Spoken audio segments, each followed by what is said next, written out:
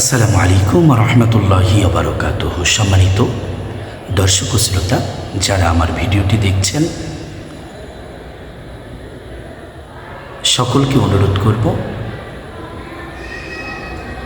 যারা ফেসবুক থেকে দেখছেন তারা লাইক কমেন্ট করবেন এবং শেয়ার করে দেবেন। যারা ইউটিউব থেকে দেখছেন তারা লাইক কমেন্ট শেয়ার করবেন এবং আমার চ্যানেলটিকে সাবস্ক্রাইব করে দেবেন। আজকে যে উদ্দেশ্যে আপনাদের সম্মুখে উপস্থিত হয়েছে সেটি হচ্ছে কোন আমলের মাধ্যমে আল্লাহ পাক রব্বুল আলামিন সকাল থেকে সন্ধ্যা পর্যন্ত এবং সন্ধ্যা থেকে সকাল পর্যন্ত 70,000 ফেরেশতা নিয়োজিত করে রাখেন ওই বান্দার জন্য মাগফিরাত কামনা করতে। অনেক আমল আছে যে আমলের মাধ্যমে আমরা ইসলামী জিন্দেগি গঠন করতে পারি, আমরা অল্প সময় অধিক সওয়াব অর্জন করতে পারি।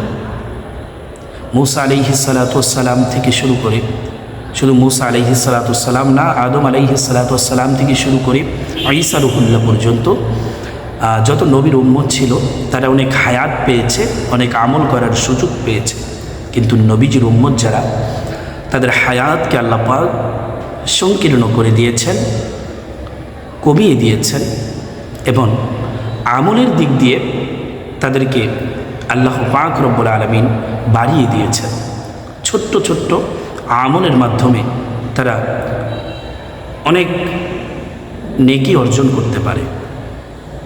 আলহামদুলিল্লাহ, ওই নবীজির জন্য, যেই নবীজির জন্য আল্লাহ পাক রব্বুল আলামিন অল্প আমলের মাধ্যমে আমাদেরকে অসংখ্য অগণিত সওয়াব দান করেন, তিনি হলেন আমার আপনার প্যারা নবী, রহমাতুল লিল আলামিন নবী, কামলেওয়ালা নবীজি মুহাম্মদুর রাসূলুল্লাহ সাল্লাল্লাহু আলাইহি ওয়াসাল্লাম, যার মাধ্যমে আল্লাহ পাক রব্বুল আলামিন, যার কারণে আমাদেরকে এত সুযোগ সুবিধা আল্লাহ দিয়ে দিয়েছেন।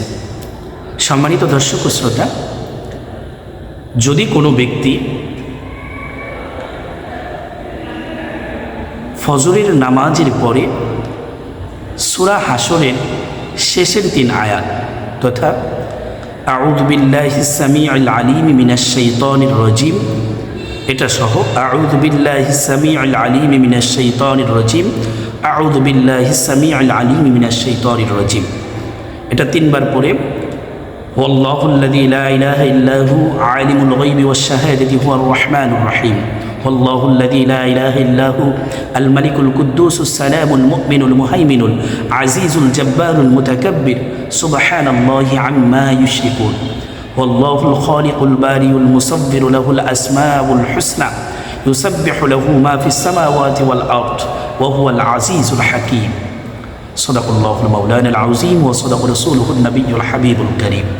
এই আয়াতটি যে ব্যক্তি ফজরের নামাজের পরে পাঠ করবেন, আল্লাহ পাক রব্বুল আলামিনের হাবিব বলেন 70,000 ফেরেশতা মাগরিব পর্যন্ত, সন্ধ্যা পর্যন্ত তার জন্য মাগফিরাতের দোয়া করতে থাকবেন। এবং যিনি মাগরিবের পর, ফরজ নামাজের পরে, মাগরিবের নামাজের পরে এই দোয়াটি আবার পাঠ করবেন তথা এই সূরার 3 আয়াত, শেষের 3 আয়াত পাঠ করবেন, আল্লাহ পাক রব্বুল আলামিন